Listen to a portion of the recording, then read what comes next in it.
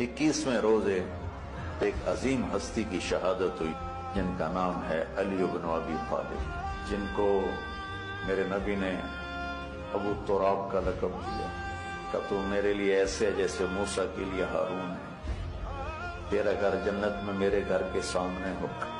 फिर आपने अपनी बेटी फातिमा से कहा, फातिमा तू मैं ये दोनों हसन हुसैन, और ये जो सोया हुआ है, हजरत अली जागे नहीं, वो सोए हुए थे, ये जो सोया हुआ है हम पांचों आखिरत में एक ही जगह पर होंगे, इकट्ठे होंगे।